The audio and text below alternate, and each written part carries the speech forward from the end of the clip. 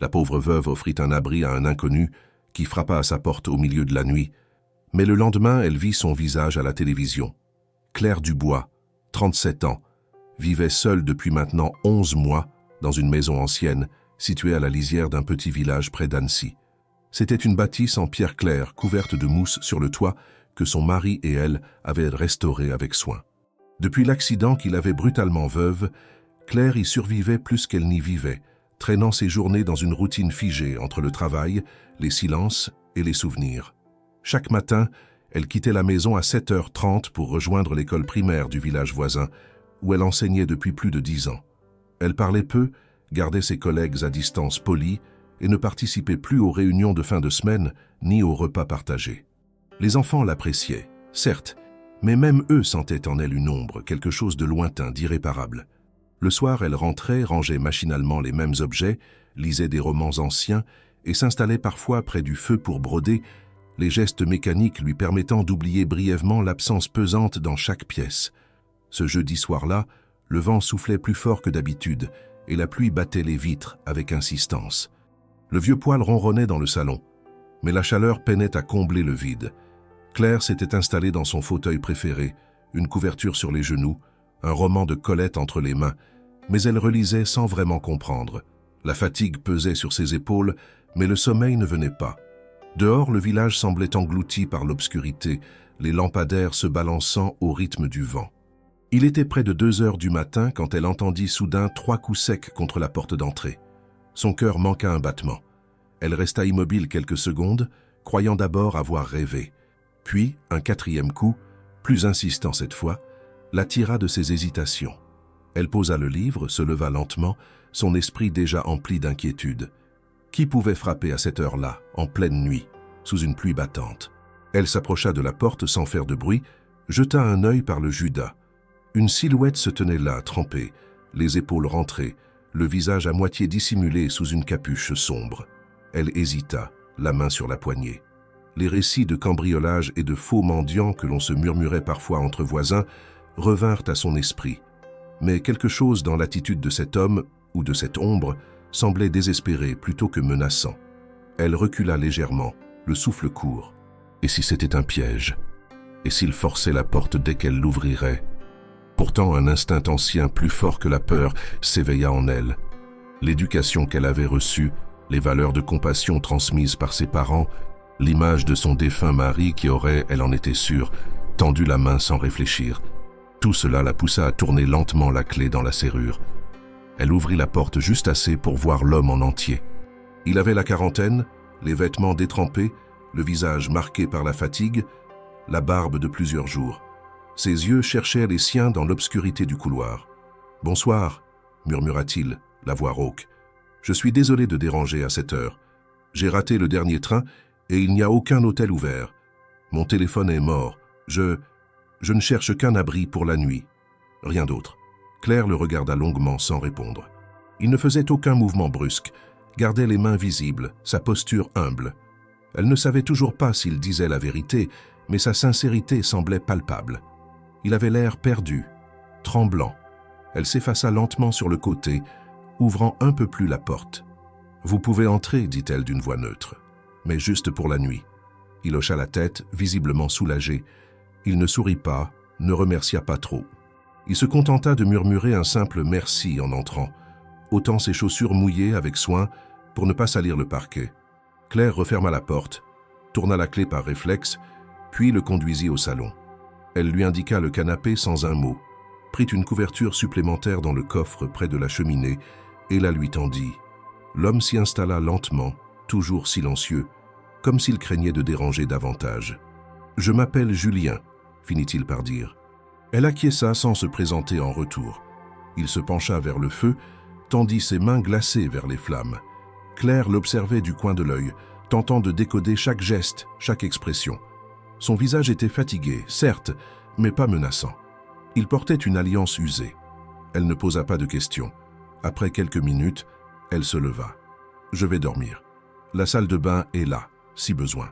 Et la cuisine, juste après. » Julien hocha à nouveau la tête. « Merci, madame. » Elle monta lentement l'escalier, mais une fois dans sa chambre, Elle poussa la commode contre la porte et glissa la clé dans la serrure, juste au cas où. Puis elle s'allongea, les yeux ouverts dans l'obscurité, écoutant les craquements de la maison et le tambour de la pluie. En bas, le feu crépitait encore faiblement. Et dans son esprit, une question tournait sans fin.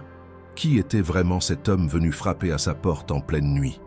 Le matin s'était levé avec une lumière pâle, filtrant à travers les rideaux de lin blanc de la chambre de Claire.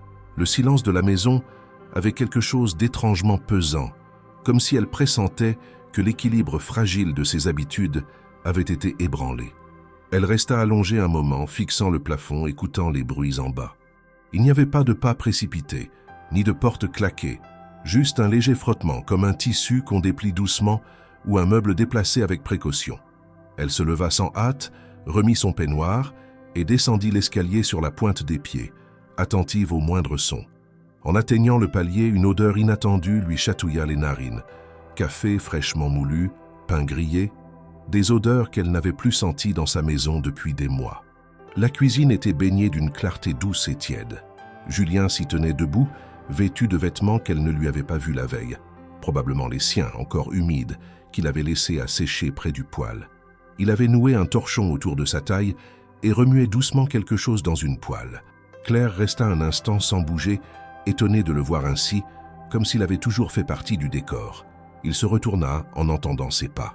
« Bonjour », dit-il calmement, presque timidement. « Je me suis permis de préparer un peu de café, j'ai trouvé du pain et des œufs.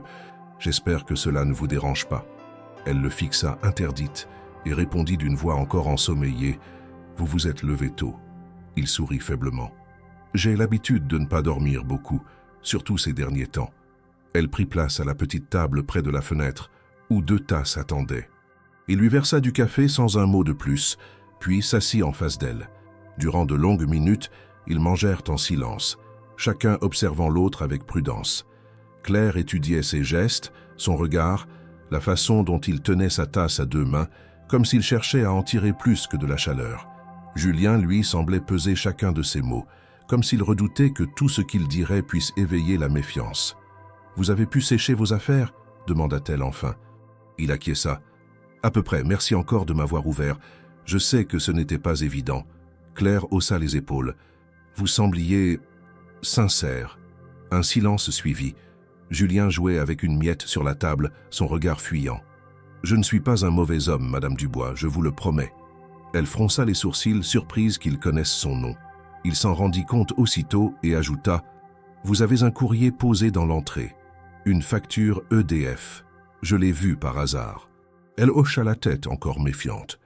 Il avait raison. Ce village était petit, mais elle savait être prudente.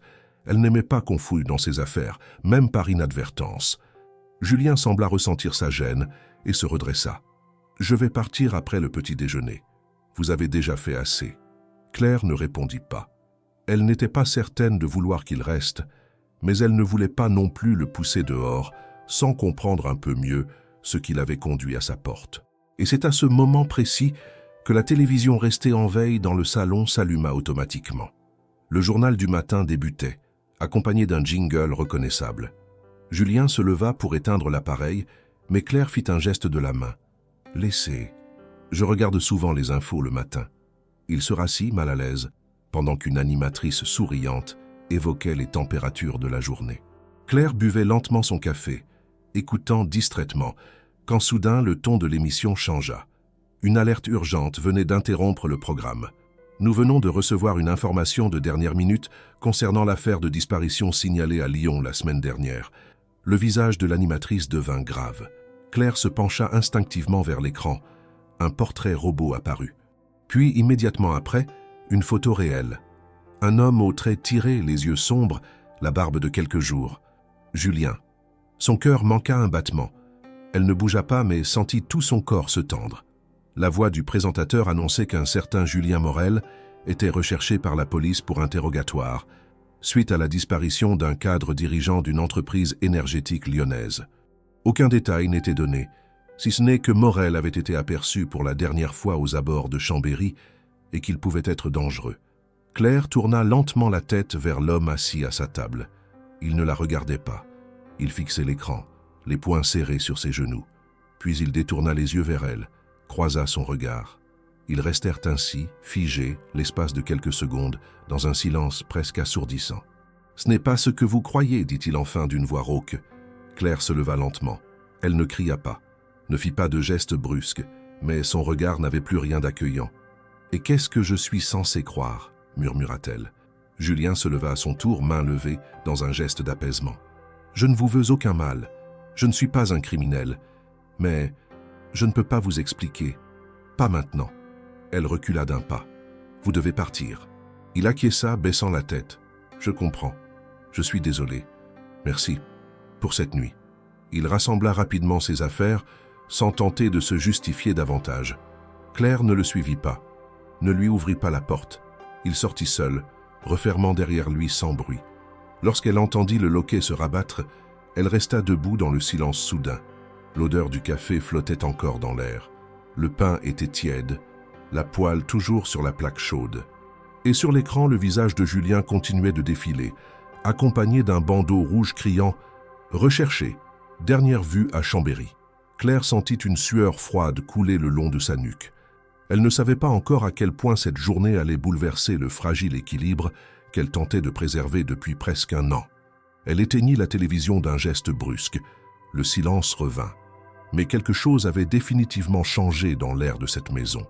Le reste de la matinée se déroula dans une tension presque irréelle. Claire avait tenté de reprendre le fil de sa routine, mais chaque objet dans la maison semblait désormais chargé d'une présence étrangère. La tasse que Julien avait utilisée, encore tiède 1 heure plus tôt, traînait sur la table comme une preuve de quelque chose qu'elle ne savait pas encore nommer. Le canapé portait l'empreinte de son passage et la couverture, repliée avec soin, trahissait une attention presque touchante. Pourtant, tout cela n'avait plus rien de rassurant. Le simple fait d'avoir partagé son toit avec un homme recherché, dont le visage s'étalait désormais sur tous les écrans, rendait la réalité instable, bancale. Elle s'habilla mécaniquement, noua ses cheveux en chignon comme chaque matin et quitta la maison sans avoir touché à son petit déjeuner. La pluie de la veille avait cessé, mais l'humidité s'était incrustée partout, alourdissant l'air et les pensées. En traversant le village pour se rendre à l'école, elle sentit les regards curieux ou distraits des voisins. Était-ce son imagination, ou certains d'entre eux savaient-ils déjà ce qui s'était passé? Une silhouette mouillée aperçue de loin, une voiture étrangère, un bruit de pas à l'aube. Dans un village comme celui-ci, les nouvelles circulaient à une vitesse propre, souvent sans fondement, mais toujours avec une précision étonnante dans les détails insignifiants. Une fois dans sa salle de classe, entourée de cahiers à corriger et de dessins colorés accrochés au mur, Claire tenta de se plonger dans le travail. Les enfants arrivèrent peu à peu, apportant avec eux une agitation rassurante. Les rires, les appels, les cartables ouverts en désordre composaient une bande-son familière qui l'éloignait temporairement du malaise.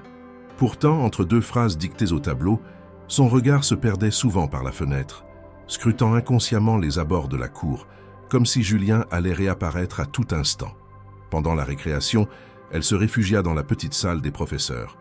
Là, son esprit, incapable de contenir plus longtemps l'angoisse sourde qui la rongeait, la poussa à chercher ce qu'elle n'avait pas osé la veille, des informations. Elle alluma discrètement l'ordinateur de la salle et tapa « Julien Morel Lyon disparition » dans le moteur de recherche. Les résultats s'affichèrent en quelques secondes. Il y avait plusieurs articles, certains très récents. Le premier titre, en majuscule, s'imposa à elle. Un ancien ingénieur accusé dans l'affaire du cadre disparu à Lyon. Claire cliqua, les mains légèrement tremblantes. Elle découvrit alors que Julien Morel avait été autrefois un ingénieur renommé dans le domaine de l'environnement, travaillant pour une grande entreprise énergétique, Ecorénov, basée à Lyon. Selon l'article, il avait quitté la société 3 ans plus tôt, après une série de désaccords internes. Certains journalistes parlaient de conflits idéologiques, d'autres de ruptures brutales et inexpliquées. Mais aucun ne semblait disposer d'informations claires sur ce qui s'était réellement passé. Le cadre disparu, un certain Alexandre Barneau, était l'un des hauts dirigeants de la même entreprise. Il avait été vu pour la dernière fois à la sortie d'un restaurant 3 jours plus tôt. Des témoins affirmaient avoir vu Barneau en compagnie d'un homme correspondant au signalement de Julien. Aucun corps n'avait été retrouvé, aucune demande de rançon n'avait été faite. Juste une disparition mystérieuse, avec pour seul lien apparent cet ancien employé devenu quasi invisible depuis plusieurs années. Claire se recula dans son siège. L'homme qu'elle avait hébergé n'était ni un inconnu total, ni un criminel ordinaire. Il appartenait à un monde où les conflits prenaient une autre forme, plus souterraine, moins spectaculaire, mais tout aussi dangereuse. L'écologie, les entreprises énergétiques, les lanceurs d'alerte. Elle n'était pas naïve. Elle avait déjà lu, comme tout le monde, des histoires de scandales étouffés, de preuves disparues, de carrières brisées. En fermant l'article, elle réalisa que ses premières impressions, cette fatigue dans le regard de Julien, cette prudence dans ses paroles, prenaient soudain un autre sens. Il n'était pas seulement en fuite, il se protégeait. Et peut-être, inconsciemment, cherchait-il aussi à protéger ceux qu'il rencontrait. Était-ce pour cela qu'il n'avait rien volé? Qu'il avait quitté la maison sans rien demander de plus? À midi, elle rentra chez elle plus tôt que prévu. Le trajet lui sembla plus long, comme si chaque pas l'enfonçait davantage dans une histoire qui la dépassait. Lorsqu'elle ouvrit la porte, elle constata avec un frisson que tout était resté à sa place. Ou presque. Le salon semblait identique à celui qu'elle avait quitté le matin, mais il y avait un détail infime, imperceptible pour quiconque d'autre. Le tiroir de la commode, habituellement fermé, était entrouvert. Elle s'en approcha lentement, l'ouvrit complètement. Rien ne manquait. Mais les objets avaient été déplacés. Une boîte à bijoux déplacée de quelques centimètres, une photo d'elle et son mari légèrement de travers. Ce n'était pas un vol, c'était une recherche. Julien avait fouillé discrètement, peut-être par nécessité, peut-être par méfiance. Cette idée la troubla plus que tout le reste. Et puis, elle vit le papier plié posé sur la table de la cuisine, là où elle ne l'avait pas laissé. C'était un mot, écrit à la main d'une écriture droite, sobre. « Merci pour la confiance. Je n'oublie jamais ceux qui tendent la main. » Claire resta un moment figée devant cette phrase. Il ne l'avait pas menacée, pas suppliée. Il avait juste laissé un remerciement. Et un mystère plus grand encore. Son téléphone vibra soudain. Une notification d'actualité. Le cadre Alexandre Barneau, retrouvé vivant près de Grenoble, traumatisé, mais sain et sauf. Elle ouvrit l'article. Barneau avait été découvert dans une cabane de montagne, visiblement choqué mais indemne. Il n'avait encore rien déclaré à la presse. La police continuait à rechercher Julien Morel, mais l'urgence semblait différente. Le cadre n'avait pas été enlevé.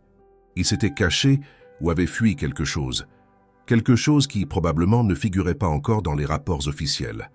Claire posa le téléphone, le cœur battant.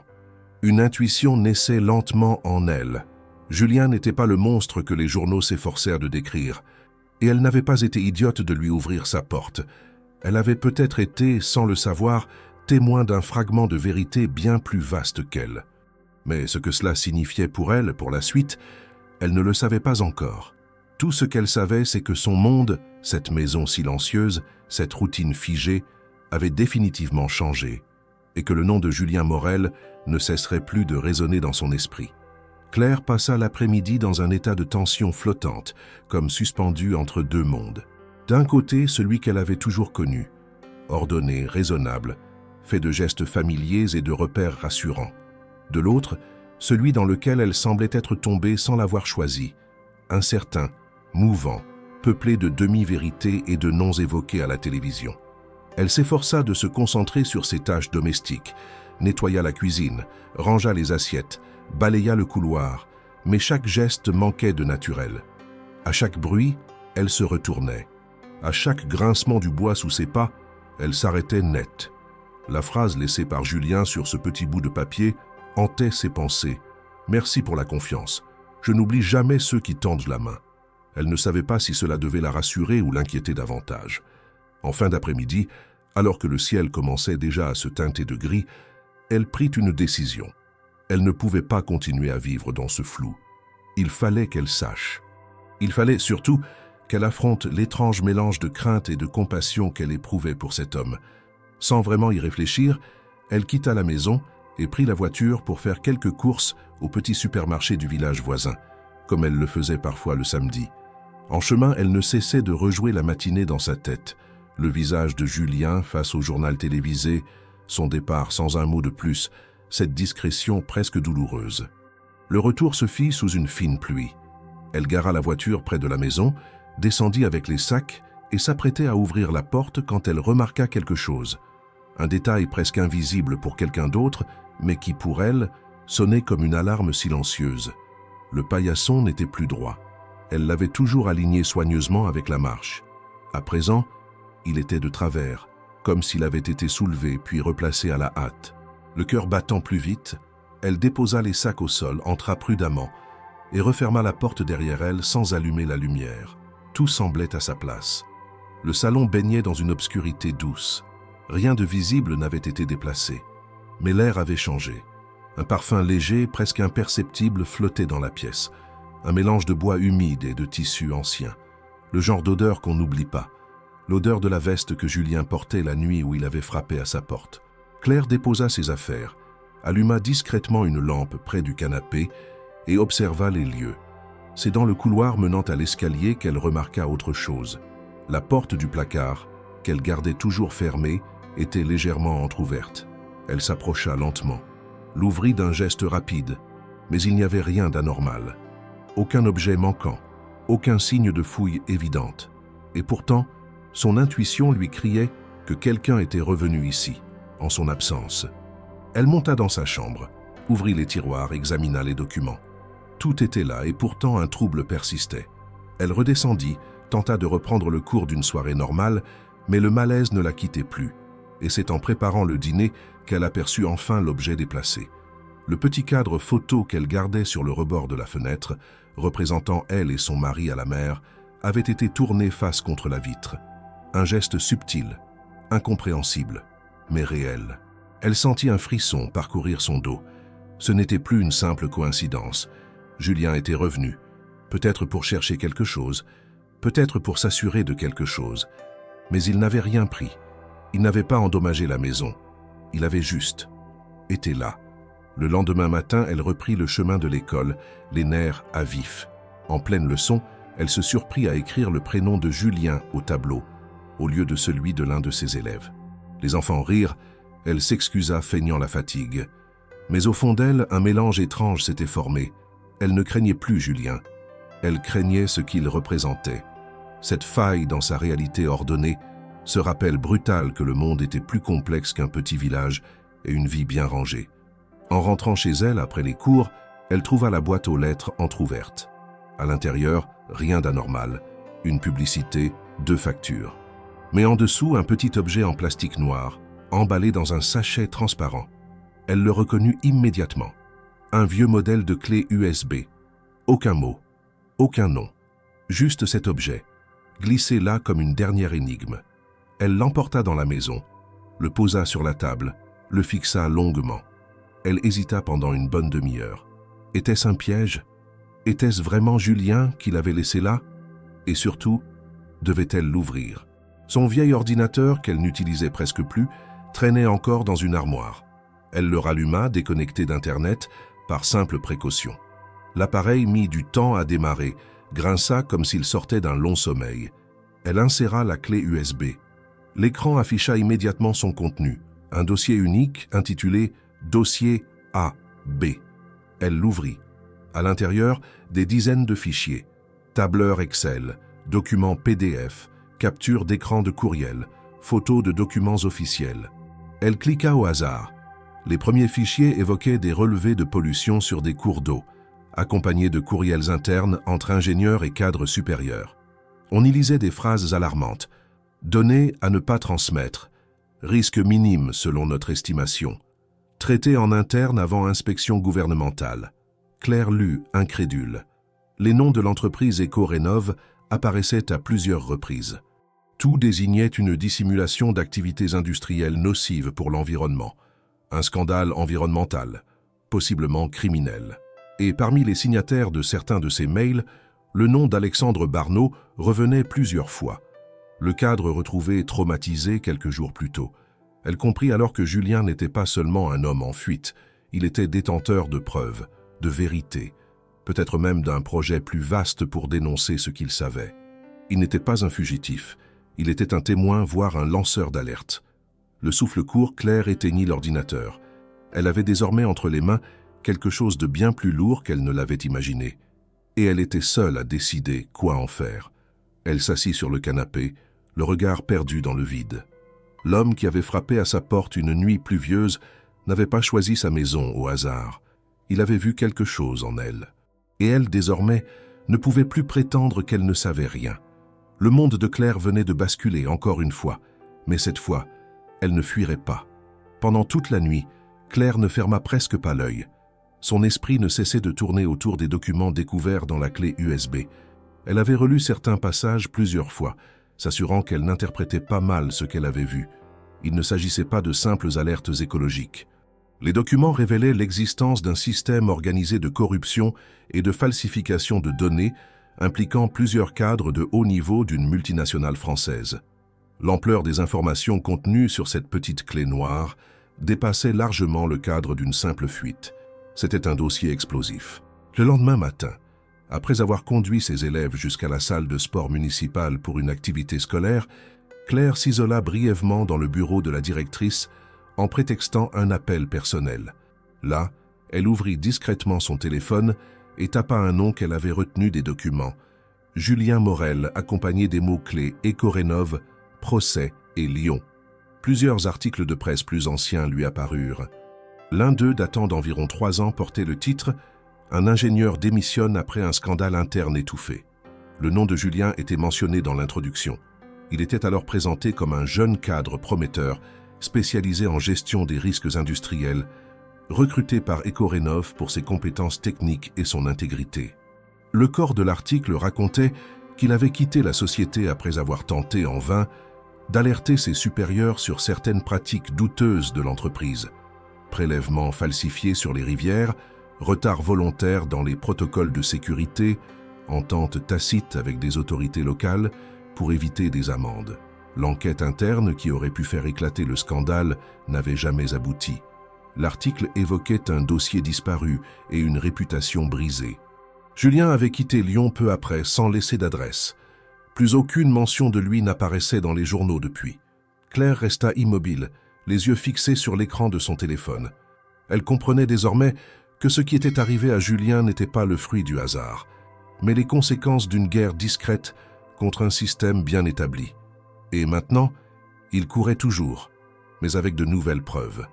Plus tard dans la journée, un nouveau développement troubla encore davantage la tranquillité déjà fragile de Claire. En fin d'après-midi, alors qu'elle corrigeait des cahiers dans sa cuisine, le son de la télévision resté en fond attira son attention. Une alerte d'actualité venait d'apparaître. Cette fois, ce n'était pas le visage de Julien à l'écran, mais celui d'Alexandre Barneau. Le cadre, dont la disparition avait déclenché la traque de Julien, venait d'être retrouvé vivant. L'info circulait déjà depuis la veille, mais les journalistes révélèrent désormais plus de détails. Barneau avait été interrogé par la police après avoir été récupéré près de Grenoble, visiblement en état de choc, mais sans blessure grave. Ce qui surprit Claire, c'est que les premiers éléments de l'enquête évoquaient non pas une agression ou un enlèvement, mais une fuite volontaire. Barneau aurait quitté la ville après avoir reçu des menaces, selon ses propres mots. Il aurait rencontré une personne anonyme, puis pris la fuite. Il n'avait pas encore confirmé s'il s'agissait de Julien Morel, mais son discours n'était pas celui d'une victime classique. À aucun moment il n'avait accusé Julien d'un acte de violence. Il semblait même hésitant dans ses réponses, comme s'il cherchait à éviter de parler de certains détails. Claire comprit que quelque chose de plus profond se tramait. Barneau avait peut-être découvert ce que Julien essayait de révéler. Peut-être même qu'il avait coopéré avant de prendre peur. Et la presse, manipulée ou simplement ignorante, construisait un récit bancal à partir de fragments mal compris. Elle éteignit la télévision, le cœur battant plus fort. Ce n'était plus une simple histoire d'hospitalité imprudente. Elle se retrouvait au centre d'une affaire nationale et elle possédait une pièce essentielle du puzzle. Elle reprit la clé USB, l'enferma dans une boîte métallique qu'elle rangea dans un placard fermé à clé, tout en gardant une copie des fichiers sur une carte mémoire qu'elle cacha dans la doublure de sa veste. Cette précaution lui parut nécessaire. Elle n'était pas une militante ni une spécialiste du droit, mais elle savait reconnaître le poids d'une vérité dangereuse. Et elle savait que les personnes capables de ce genre de dissimulation ne reculeraient devant rien pour préserver leurs intérêts. En fin de soirée, alors qu'elle préparait une infusion dans sa cuisine, son téléphone vibra. Un message inconnu, sans signature, venait d'arriver. Vous avez vu les nouvelles? Maintenant, vous savez pourquoi je suis parti. » Le message était bref, sans appel. Julien, il savait qu'elle suivait les événements. Et il lui rappelait, d'une manière silencieuse, qu'il n'était pas le monstre que les journaux décrivaient. Claire s'assit, le regard fixé sur la tasse fumante. Les battements de son cœur résonnaient dans ses tempes. Elle ne pouvait pas ignorer ce qu'elle savait. Mais agir seule serait suicidaire. Elle n'avait ni les moyens ni les contacts nécessaires pour publier ces informations de manière sûre. C'est alors qu'elle repensa à une journaliste dont elle avait entendu parler à la radio quelques mois plus tôt. Manon Vallier, une enquêtrice indépendante basée à Paris, spécialisée dans les affaires d'environnement et de corruption d'entreprise. Elle avait révélé plusieurs scandales ces dernières années, malgré les pressions et les tentatives de censure. Sans plus réfléchir, Claire prit son ordinateur, chercha le site de la journaliste, trouva un formulaire de contact sécurisé et rédigea un court message anonyme. Elle se présenta simplement comme une citoyenne en possession d'éléments liés à une affaire de santé publique et de corruption dans le secteur énergétique. Elle proposa d'envoyer un premier extrait de documents pour évaluer leur pertinence. Elle joignit un dossier contenant 3 fichiers. Pas les plus sensibles, mais suffisamment parlants. Puis elle envoya le message, en croisant les doigts pour qu'il tombe dans les bonnes mains. Elle savait qu'elle venait de franchir une ligne invisible mais irréversible. Elle n'était plus spectatrice. Elle devenait actrice, même si ce n'était pas son choix initial. Et pendant qu'elle refermait son ordinateur, un bruit léger résonna dehors, comme une branche qui craque sous un pas. Elle s'approcha lentement de la fenêtre, balaya du regard son jardin plongé dans l'obscurité. Rien ne bougeait, mais elle sentit, pour la première fois depuis longtemps, que l'invisible avait désormais un poids. Julien n'était peut-être pas loin, mais surtout, ceux qu'il dérangeait non plus. Le lendemain matin, alors que Claire s'apprêtait à quitter la maison pour une journée d'enseignement ordinaire, 2 silhouettes inconnues apparurent à travers la brume matinale, stationnées devant le portail. Elle les observa un instant par la fenêtre avant de sortir. Les 2 hommes portaient des manteaux civils, mais leur démarche rigide, leur posture droite et l'intensité de leur regard ne laissaient aucun doute. Ce n'étaient pas de simples visiteurs. Ils se présentèrent rapidement comme membres de la police judiciaire, sans brandir immédiatement leur badge, comme s'ils voulaient jauger d'abord la réaction de Claire. L'un d'eux, le plus âgé, prit la parole avec une politesse distante. « Madame Dubois ?» Inspecteur Lemoine. « Voici mon collègue, lieutenant Vargas. Nous menons une enquête dans la région concernant un individu aperçu ces derniers jours. Nous aurions quelques questions, si vous nous permettez. » Claire hocha lentement la tête, masquant de son mieux le frisson qui lui traversa la colonne vertébrale. Elle les invita à entrer. Ils s'installèrent dans le salon et elle resta debout, les mains jointes devant elle, comme si cela pouvait contenir le trouble intérieur qui menaçait de l'envahir. Les agents n'étaient pas agressifs ni accusateurs, mais la précision de leurs questions témoignait d'une préparation minutieuse. « Avez-vous remarqué des mouvements inhabituels autour de votre maison ces derniers jours? Des inconnus? Des bruits nocturnes ?» Claire répondit calmement, choisissant chaque mot avec soin.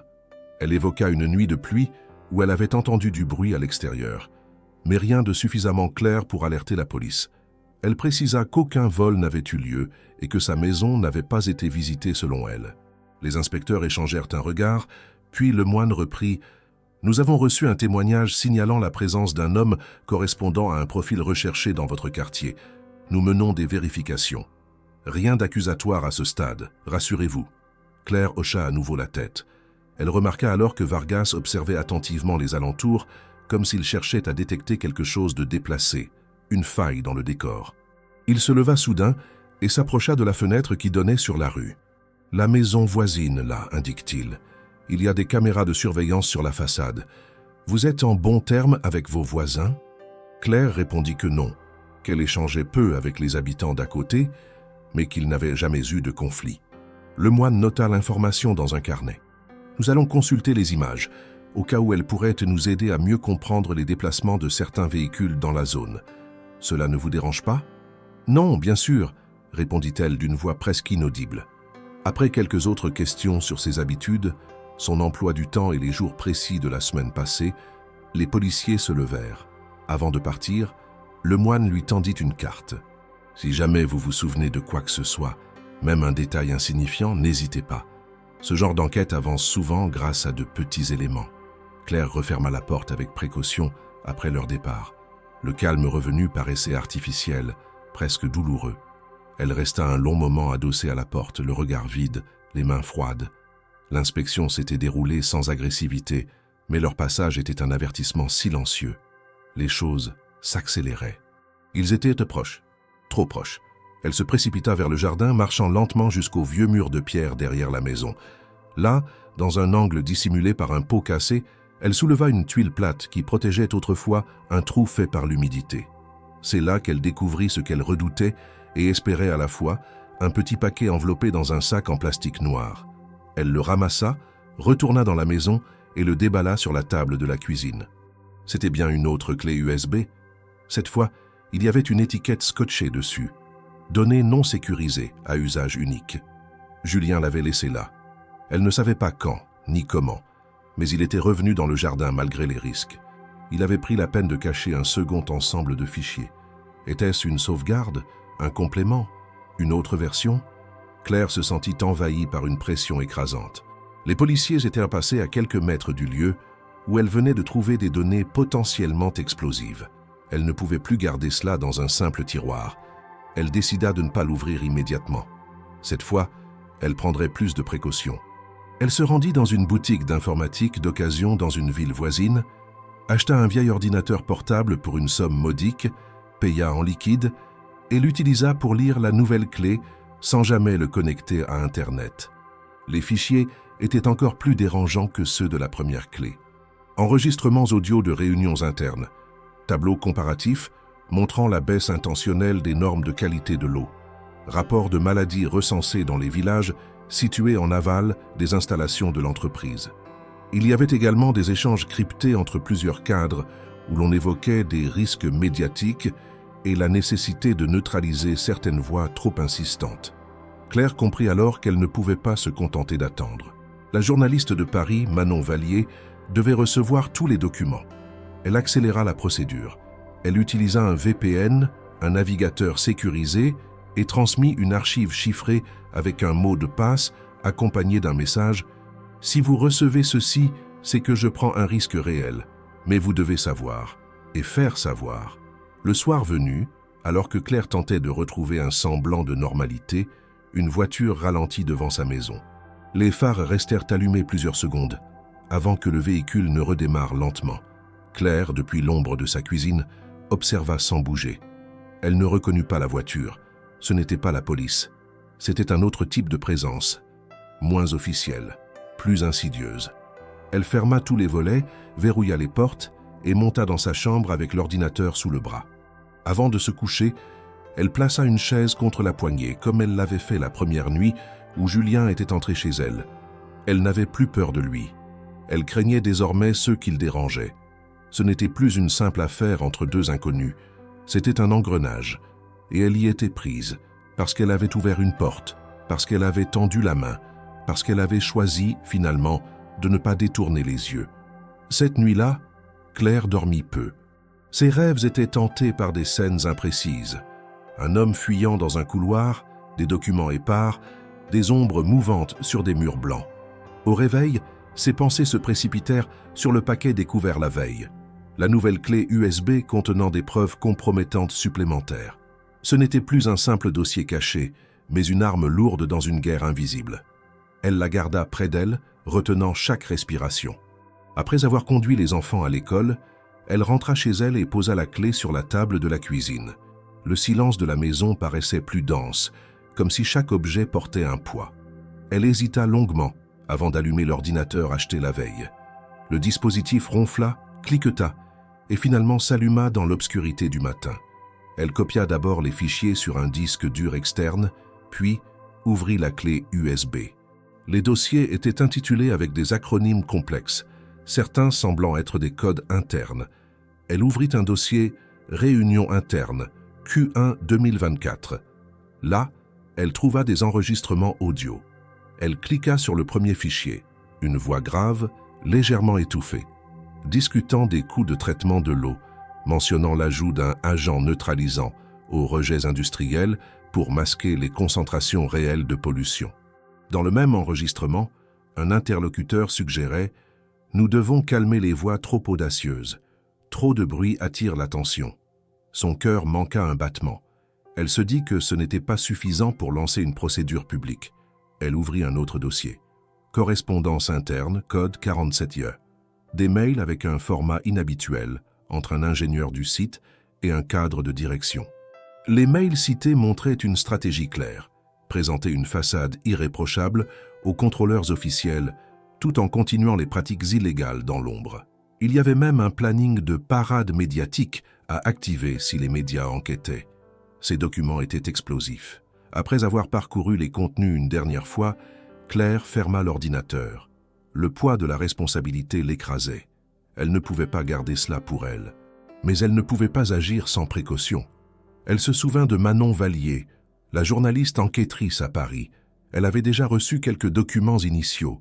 Si Manon acceptait de publier tout cela de façon sécurisée, avec anonymat, les preuves pourraient éclater au grand jour et faire plier les responsables. Mais les risques pour Julien, et pour elle, seraient immenses. Elle rédigea un message prudent, sans nom à Manon. « J'ai trouvé des enregistrements, des mails, des preuves contre une multinationale. Mais je ne peux pas envoyer tout ça sans garantie. Pouvez-vous m'assurer la protection de la source ?»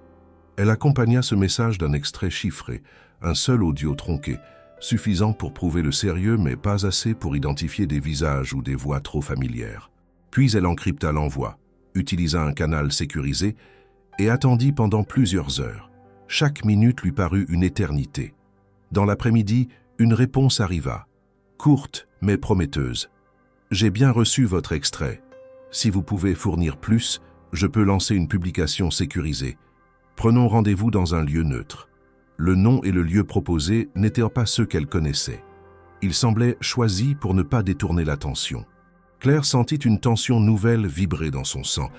Elle avait plongé dans une affaire qu'elle ne maîtrisait pas, mais qui exigeait désormais de la précision. Le soir tombé, elle verrouilla soigneusement la maison. Son téléphone vibra soudain.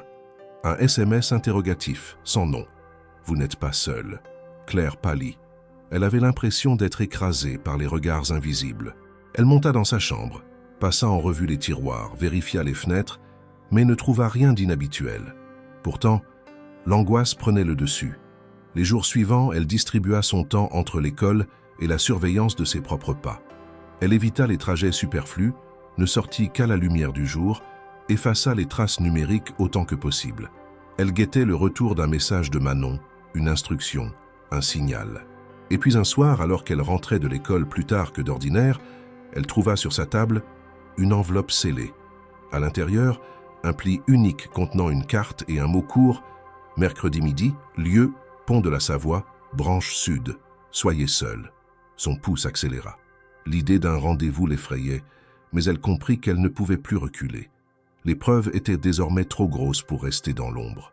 Si elle refusait ce rendez-vous, celui qui avait laissé la carte, qu'il soit Julien ou une tierce partie, pourrait interpréter cela comme un retrait ou une faiblesse. Elle se sentait engagée, liée à cette mission malgré elle. Elle prit une profonde inspiration, rangea les documents dans une sacoche discrète, éteignit les lumières et attendit le jour fatidique. Le mercredi matin, Claire se réveilla avant le lever du jour. L'air dans sa chambre était dense, comme figé par l'appréhension. Elle prépara mécaniquement un café, rangea quelques documents dans un sac discret, choisit des vêtements sombres et neutres, puis vérifia l'adresse notée sur la carte reçue. Le pont de la Savoie, branche sud. Un lieu en périphérie, isolé, peu fréquenté. Elle partit à pied jusqu'à la gare, prit un train vers Chambéry, descendit 2 arrêts avant pour ne pas éveiller l'attention, puis marcha les derniers kilomètres, jetant régulièrement des coups d'œil derrière elle. À midi pile, elle arriva au point de rendez-vous. Le pont enjambait une rivière paisible, entourée d'arbres encore dénudés malgré le printemps. Aucun signe apparent de présence. Elle attendit quelques minutes, le cœur battant. Puis une silhouette s'approcha lentement. Une femme petite, vêtue d'un manteau noir, capuche rabattue. Elle leva la tête. Claire reconnut aussitôt Manon Vallier, la journaliste qu'elle avait contactée. Son visage était plus jeune que ce qu'elle avait imaginé, mais son regard trahissait l'expérience de celle qui avait déjà vu les mécanismes du pouvoir se refermer sur les gens ordinaires. « Claire ?» dit-elle simplement. Elle hocha la tête. « Vous avez les documents ?» Claire lui tendit une copie du disque dur, soigneusement emballé dans une pochette imperméable. Manon le prit, ne l'ouvrit pas, le glissa dans un sac. « Je travaille avec 2 autres journalistes indépendants. Nous allons vérifier tout ça rapidement. Si ce que vous dites est vrai, ça peut être énorme. Je vais sécuriser la publication, anonymiser les sources. Et vous devez disparaître pendant quelques jours. Avez-vous un endroit sûr ?» Claire réfléchit un instant, puis répondit « J'ai une tante à Carpentras, elle ne sait rien. Elle croit que je prends quelques jours de repos. » Manon acquiesça. « Bien, partez ce soir. Et n'utilisez aucun téléphone personnel. Je vous contacterai par courrier. On va les exposer, tenez bon. » Elles se quittèrent sans autre mot. Claire rentra à Annecy, changea rapidement de vêtements, prépara un sac léger et prit la route dans la nuit, laissant derrière elle une maison silencieuse et vide.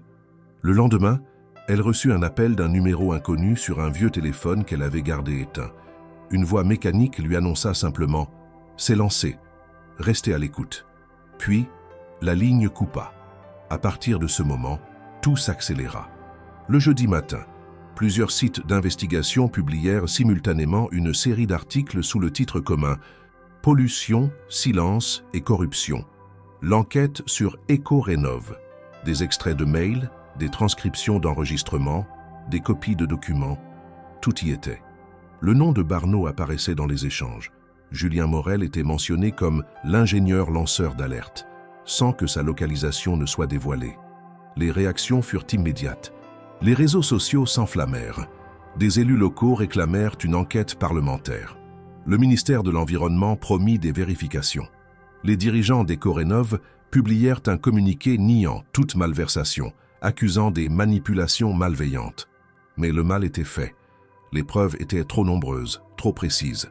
Ce même jour, en début de soirée, Claire reçut un appel de la police de Chambéry. Ils avaient retrouvé sa voiture garée près de la gare, étaient passés chez elle sans résultat. Ils souhaitaient échanger au plus vite avec elle pour garantir sa sécurité et comprendre ses éventuelles connexions avec Julien Morel. Claire sentit que le filet se resserrait. Ils ne savaient peut-être pas tout, mais ils avaient compris qu'elle n'était pas une simple enseignante témoin d'un passage furtif. Ce fut cette nuit-là qu'elle comprit qu'elle ne pourrait plus vivre comme avant. Et ce fut aussi cette nuit-là qu'on tenta de l'en dissuader physiquement. Vers 2 heures du matin, alors qu'elle séjournait discrètement dans une chambre d'amis chez sa tante, quelqu'un s'introduisit dans le jardin.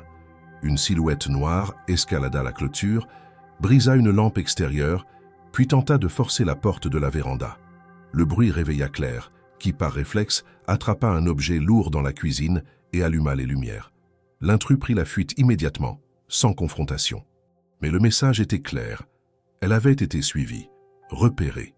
Le lendemain, elle appela Manon depuis une cabine. La journaliste confirma que d'autres alertes similaires avaient été signalées dans la nuit, chez 2 journalistes ayant participé à la publication. Ils n'avaient rien volé mais laissé des traces, des papiers déplacés, des dossiers vidés puis remis à l'envers, des gestes symboliques, de l'intimidation. « Nous allons tout enregistrer. Nous avons averti la presse étrangère. »« Trop tard pour eux, » dit Manon avec fermeté. Le jour suivant, 2 inspecteurs de la brigade de répression de la corruption se présentèrent à l'école d'Annecy où Claire travaillait. Elle n'y était plus. Mais le directeur fut interrogé. Sa disparition fut notée comme suspecte. Elle reçut un message codé de Manon l'en informant « Il cherche des témoins à discréditer. Tiens bon, ne te montre pas. » C'est alors que Claire prit la décision qui allait changer le cours de l'histoire. Elle contacta une avocate spécialisée en droit de l'environnement dont le nom avait été mentionné dans un ancien article. Elle accepta de la rencontrer dans un lieu neutre. Claire lui transmit une déclaration manuscrite dans laquelle elle expliquait comment elle avait reçu les documents sans nommer Julien en insistant sur l'importance de protéger les sources. L'avocate prit le dossier et l'ajouta à une plainte collective déjà en préparation. Dans les jours qui suivirent, les choses s'accélérèrent encore. Des parlementaires reprirent les accusations portées contre Ecorénov. Des plaintes furent déposées par plusieurs ONG. Des vidéos circulèrent sur les réseaux sociaux montrant des rivières polluées. Des enfants malades dans des villages voisins des installations. Le scandale était national. Mais Claire, elle, restait cachée. Sa maison à Annecy avait été fouillée, officiellement sous mandat. La presse locale commençait à évoquer son nom. Des photos d'elle circulaient, souvent associées à celui de Julien. On la disait complice, protectrice, femme de l'ombre. Mais personne ne savait où elle était. Personne ne savait qu'elle n'était pas en fuite. Elle se préparait pour la suite, car ce n'était plus une affaire privée, c'était un combat public, et elle n'allait pas s'en écarter. Dans le silence presque religieux de la maison de sa tante, à Carpentras, Claire passait ses journées à analyser les conséquences de chaque choix fait au cours des dernières semaines. Elle suivait les journaux sans relâche, consultait les fils d'actualité sous pseudonyme, notait chaque détail qui pouvait signifier une évolution dans l'affaire Ekorenov. Les articles ne parlaient plus seulement de documents fuités ou de suppositions. Il était désormais question de responsabilité environnementale, de santé publique, de failles administratives, de complicités internes à l'État. La journaliste Manon Vallier avait pris une ampleur nationale, invitée à des plateaux télévisés, mais toujours prudente, ne révélant aucune source. Le nom de Julien Morel, bien que toujours associé à l'affaire, était présenté de plus en plus comme celui d'un lanceur d'alerte courageux, et non comme un criminel en fuite.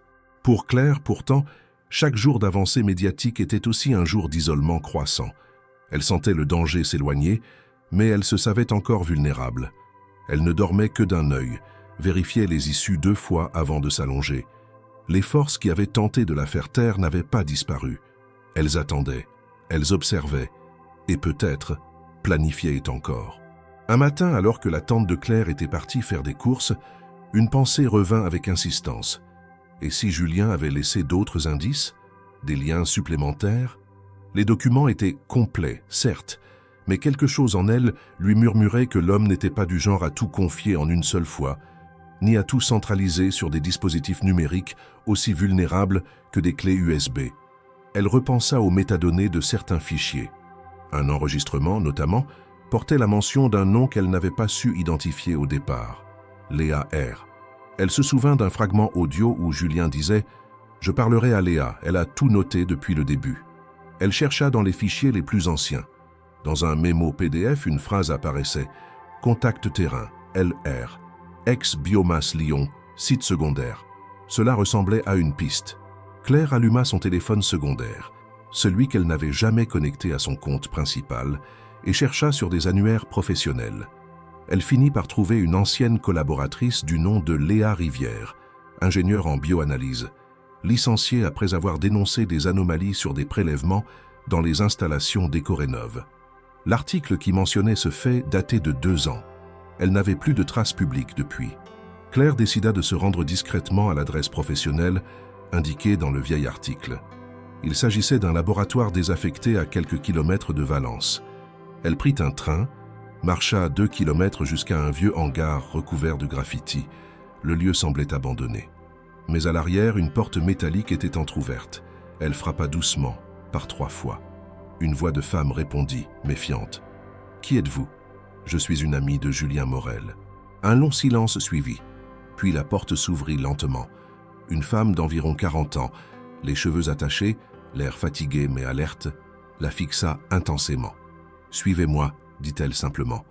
À l'intérieur, l'ancien laboratoire avait été réaménagé de façon artisanale. Des boîtes empilées, des papiers classés à la main, un ordinateur sous une bâche et des thermos de café sur une étagère. Claire expliqua rapidement comment elle avait connu Julien, sans tout révéler, mais en livrant suffisamment d'éléments pour établir la confiance. Léa hocha la tête à mesure qu'elle parlait, comme si chaque mot confirmait quelque chose qu'elle savait déjà. « Il m'a dit qu'il vous avait rencontré. Il vous faisait confiance. Il m'a demandé de garder une copie d'une partie de ses archives au cas où il lui arriverait quelque chose. » Claire retint son souffle. « Vous les avez toujours ?»« Oui. Et plus que ça, j'ai des notes, des journaux, des prélèvements que j'ai analysés en secret. Ekorenov a tué des dizaines de personnes lentement. Et ce n'est pas fini. » Léa ouvrit une mallette posée au sol. À l'intérieur, des carnets manuscrits, des photos aériennes, des résultats de tests de toxicité. Claire feuilleta les pages. C'était un complément parfait aux données numériques, des éléments concrets, difficiles à contester. Ensemble, elles préparèrent une nouvelle archive. Léa lui tendit une enveloppe scellée. « Amenez cela à Manon. C'est notre meilleure chance. Si ces documents sont croisés avec ceux déjà publiés, ils prouvent l'intention. Et l'intention, c'est ce qui transforme un scandale en crime. En quittant le laboratoire, Claire se sentait lourde mais décidée. Sur le chemin du retour, elle se sentit suivie. 2 fois, elle s'arrêta brusquement, regarda derrière elle. Personne. Pourtant, la sensation persistait. Elle monta dans un train, changea de wagon au dernier moment, descendit 2 arrêts avant. Une prudence instinctive. À son retour chez sa tante, un pli l'attendait. Pas envoyé par la poste, glissé sous la porte. Une enveloppe Kraft, sans timbre. À l'intérieur, une seule photo. Elle y figurait prise de dos devant la maison de Léa. À ses côtés, flou mais reconnaissable, Julien. L'image datait visiblement de leur dernière rencontre. En bas de la photo, une phrase manuscrite écrite d'une main qu'elle identifia aussitôt. « Tu n'es pas seule. Merci de ne pas avoir reculé. » Elle s'assit sur le canapé, l'enveloppe sur les genoux. Le monde autour d'elle semblait s'être rétréci, chaque élément prenant une place nouvelle, plus précise. Julien était vivant. Il l'observait. Il veillait peut-être encore à sa manière.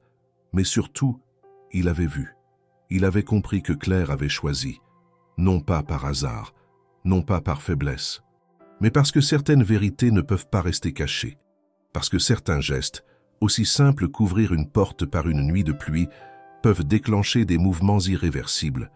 La photo glissée sous la porte de sa tante agit sur Claire comme un choc électrique. Jusqu'à cet instant, elle ne savait pas si Julien était encore en liberté, encore vivant, ou même encore présent en France. Ce cliché, aussi furtif soit-il, confirmait plusieurs choses à la fois. Il l'avait vu, il suivait les événements, et surtout, il lui faisait encore confiance.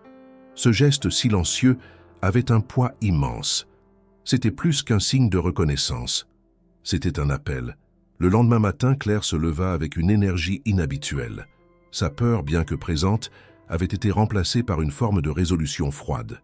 Elle passa la journée à relire tous les documents collectés depuis son premier contact avec Julien. Elle recoupa les dates, relut les messages de Manon, relança quelques contacts discrets pour vérifier l'évolution de l'enquête. Les médias avaient continué à creuser. Des manifestations avaient éclaté devant les sièges régionaux des Corénov. Une commission d'enquête parlementaire avait été lancée. Mais Julien restait invisible, et ses détracteurs continuaient de le désigner comme l'instigateur d'un complot. Il fallait que son nom soit lavé publiquement, et pour cela, il fallait qu'il reparaisse. Ce fut 2 jours plus tard qu'elle reçut un nouveau message. Une enveloppe glissée dans le casier à journaux, sans trace d'écriture extérieure. À l'intérieur, une feuille pliée en 4 avec ces quelques mots « Demain, 18 h, dépôt ferroviaire désaffecté, chemin de la Tuilerie. Viens seule !»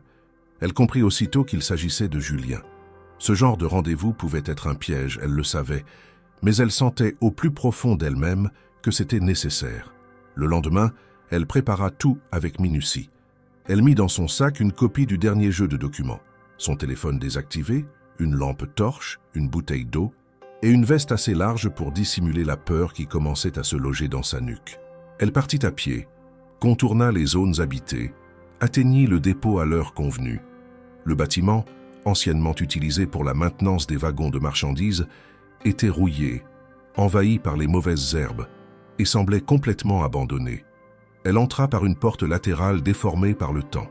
L'intérieur sentait la graisse sèche et le bois pourri. Des poutres de métal traversèrent la structure et la lumière du soir se reflétait en bandes dorées à travers les fissures du toit. Julien apparut sans un bruit, surgissant de l'ombre d'un wagon. Il avait maigri. Son visage était plus creusé, sa barbe plus fournie, mais ses yeux, eux, n'avaient pas changé. Il la regarda longtemps, comme s'il n'y croyait pas. « Tu es venu ?» dit-il simplement. « Tu pensais que je ne viendrais pas ? Je n'étais pas sûr de t'en avoir donné le droit. » Elle s'approcha lentement, le regard fixé sur lui. Ils restèrent silencieux quelques secondes, puis il soupira profondément. « Je suis désolé de t'avoir entraîné là-dedans. Ce n'était pas censé se passer ainsi. Tu ne m'as rien imposé, Julien. Tu as juste frappé à une porte. J'ai fait mes choix. » Il acquiesça, visiblement soulagé par ces mots. « Il faut que je sorte de l'ombre. Pas pour me protéger, mais pour que ce dossier ne soit pas traité comme un acte isolé d'un fou en cavale. Ils vont finir par étouffer l'affaire si je ne parle pas. » Claire hocha la tête. « J'ai une idée. Manon veut organiser une diffusion sécurisée mais visible, un streaming en direct, pendant lequel tu remettras les pièces clés, expliqueras tout depuis le début. Elles pensent que s'ils te voient en temps réel, avec des preuves, ils ne pourront plus te réduire au silence. Julien resta silencieux, puis il murmura « Il faudra un lieu sûr, un endroit où la connexion sera stable et où je pourrai me montrer sans être capturé immédiatement. » Elle a proposé un studio temporaire chez un ancien confrère, dans une commune reculée près de Mâcon. L'homme est fiable, discret, et il a l'équipement. Julien la regarda avec intensité. « Alors faisons-le, mais on doit y aller cette nuit.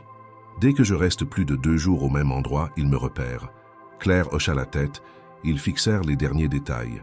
Elle repartit la première, empruntant un chemin secondaire. Julien suivrait 1 heure plus tard, par une autre route. La rencontre avec Manon eut lieu dans une ferme réhabilitée, loin des routes principales.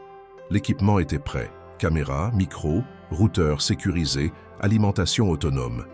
Ils décidèrent de tout diffuser en direct, sans montage, sans retouche. Julien rédigea une déclaration manuscrite. Claire l'aida à formuler certaines phrases, à ordonner les pièces dans l'ordre chronologique. À 20h30, tout fut prêt. Manon lança le signal. La diffusion commença.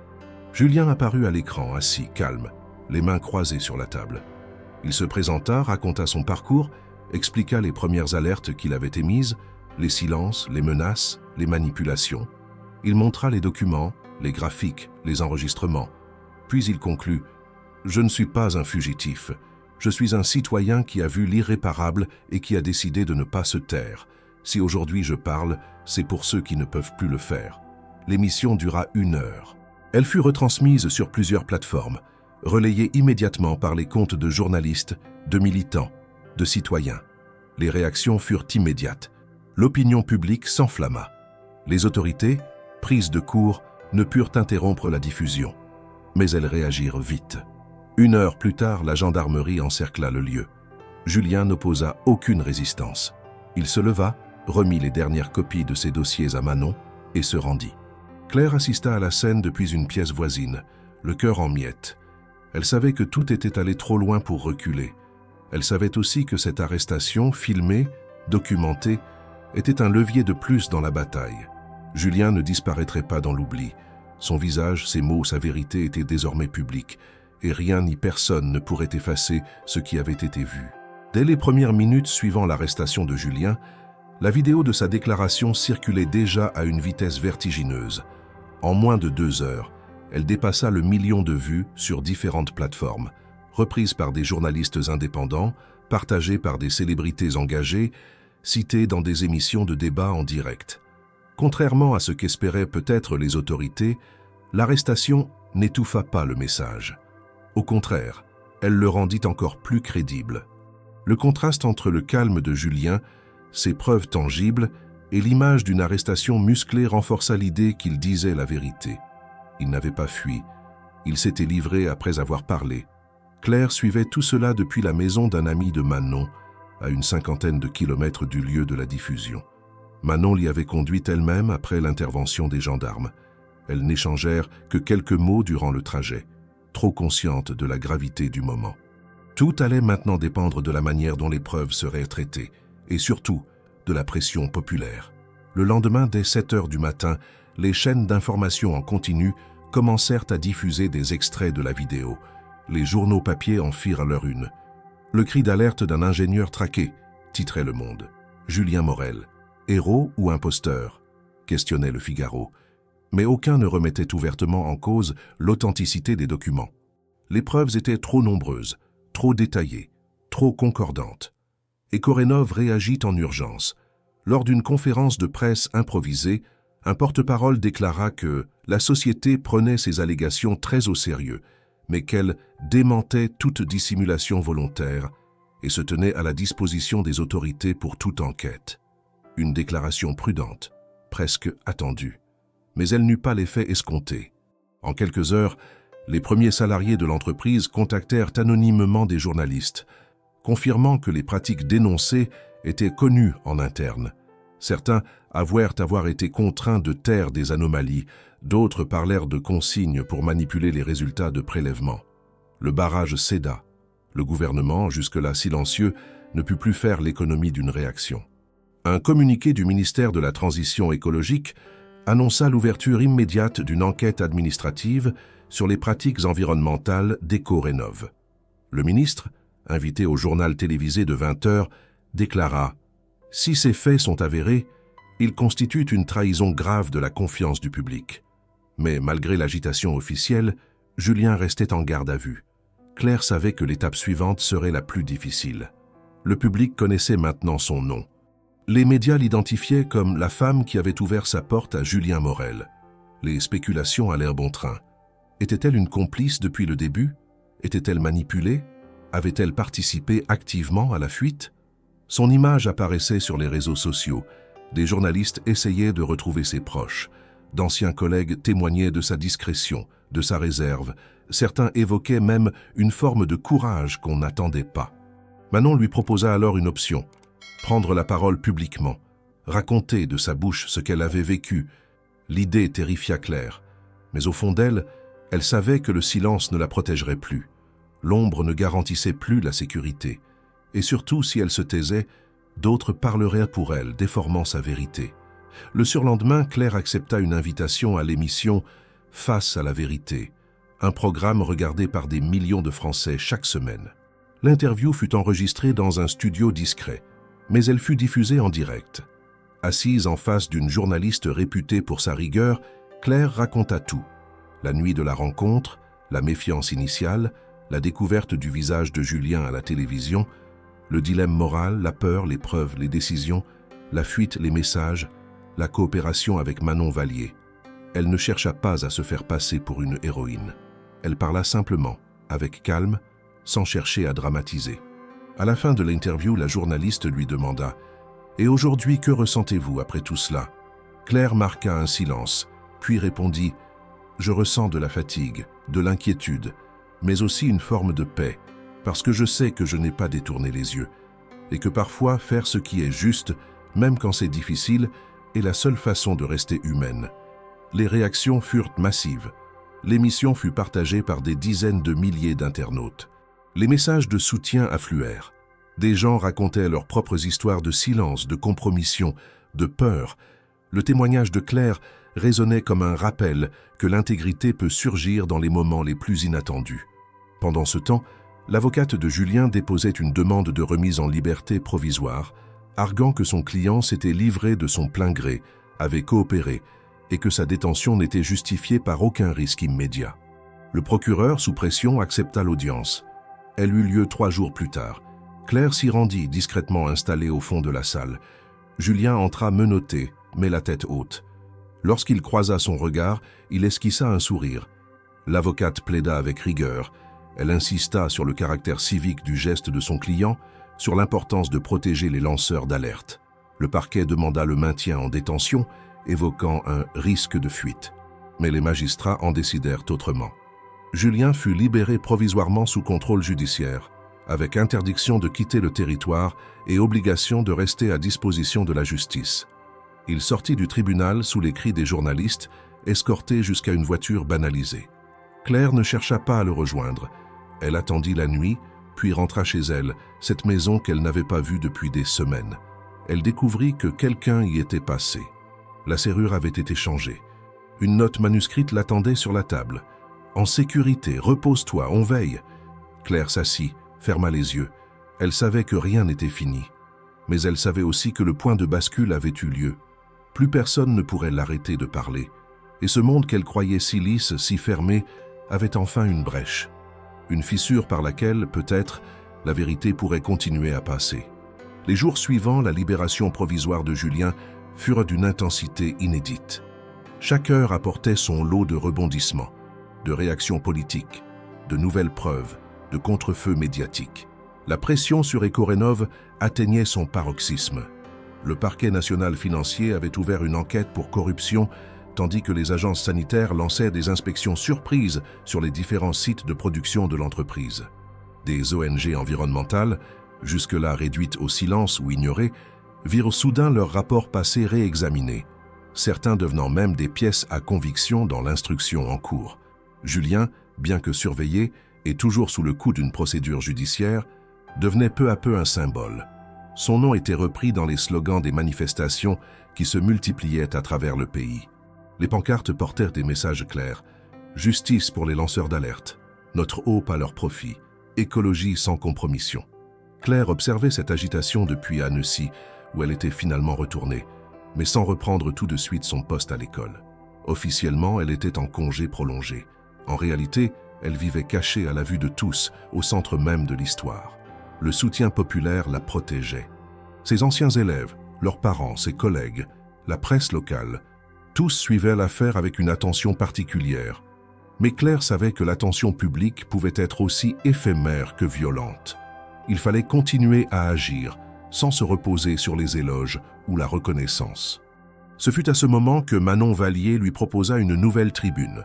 Intervenir dans une émission télévisée de grande écoute, cette fois non pas pour raconter son histoire, mais pour porter une parole engagée, structurée, orientée vers l'avenir. Pas de format émotionnel, pas de confession. Un discours de citoyenne, lucide, résolu, s'adressant à la société tout entière. Claire hésita. Elle ne se voyait pas comme une porte-parole. Elle n'était ni politicienne, ni militante chevronnée. Mais quelque chose en elle avait changé. Depuis la nuit où elle avait ouvert sa porte à Julien, elle n'avait cessé de faire des choix. Et ce dernier choix, celui de parler à nouveau, était peut-être le plus nécessaire de tous. L'émission fut organisée en direct, dans une ambiance sobre. Claire prit place seule sur le plateau, face à la caméra, sans animateur, sans invité. Pendant 8 minutes, elle parla. Elle expliqua pourquoi elle avait décidé d'ouvrir sa porte, pourquoi elle n'avait pas fui en découvrant qui était vraiment Julien, pourquoi elle avait décidé de protéger les preuves. Elle évoqua les failles du système, l'isolement des lanceurs d'alerte, la passivité des institutions, le silence des grandes entreprises face aux ravages écologiques. Elle termina son intervention ainsi. « Ce que j'ai fait, beaucoup peuvent le faire. Pas pour dénoncer, pas pour briller, mais pour tenir, pour refuser. Refuser la résignation, refuser la peur. Si demain un autre Julien frappe à votre porte, j'espère que vous saurez quoi faire. Parce que se taire, ce n'est plus une option. » Le silence qui suivit la fin de son discours fut immédiatement comblé par l'écho des réseaux sociaux. La vidéo fut partagée des centaines de milliers de fois.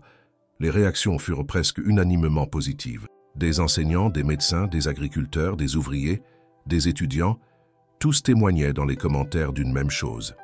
Le besoin d'entendre ce genre de paroles, simples, sans artifice, mais fortes. Le lendemain, Julien lui envoya un message depuis la maison de son avocat. « J'ai vu.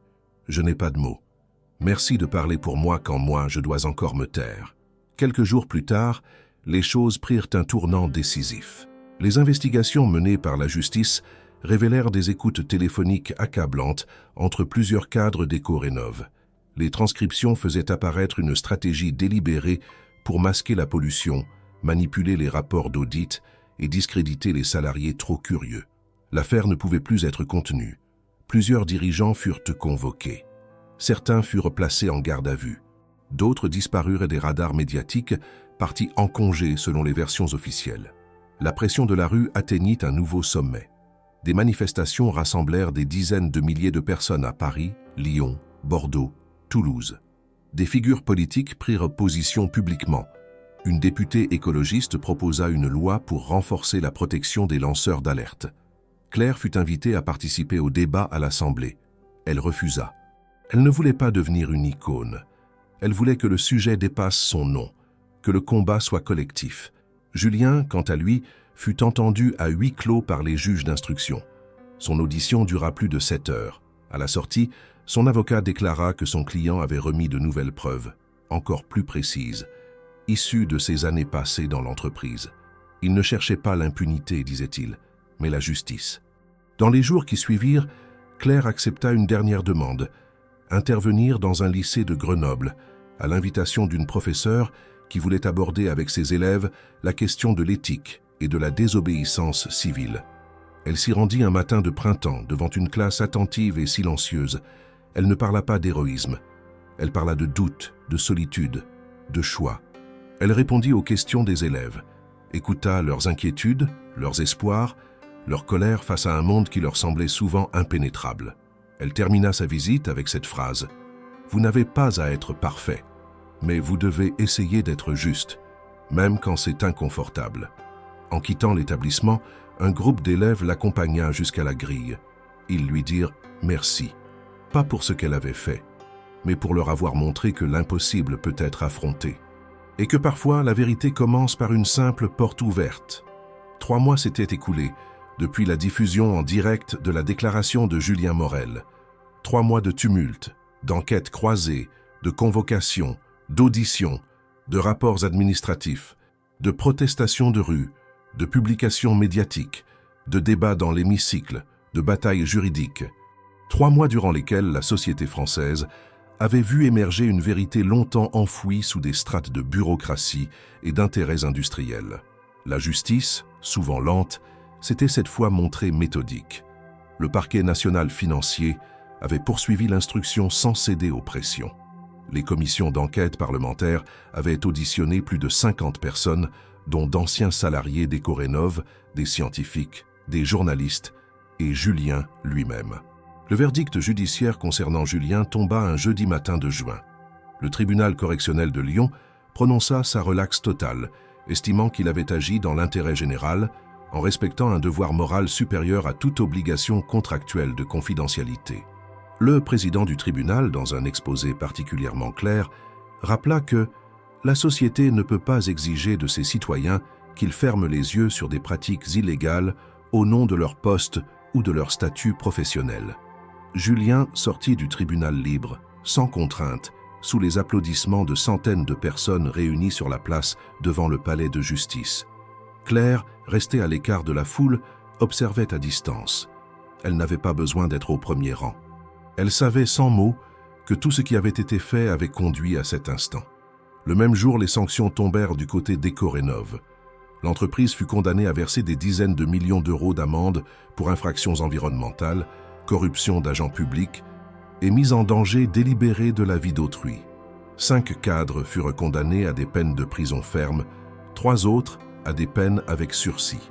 L'État, sous la pression publique, s'engagea à renforcer les contrôles environnementaux, à revoir la législation encadrant les pollutions industrielles et à créer un fonds d'indemnisation pour les victimes des contaminations constatées.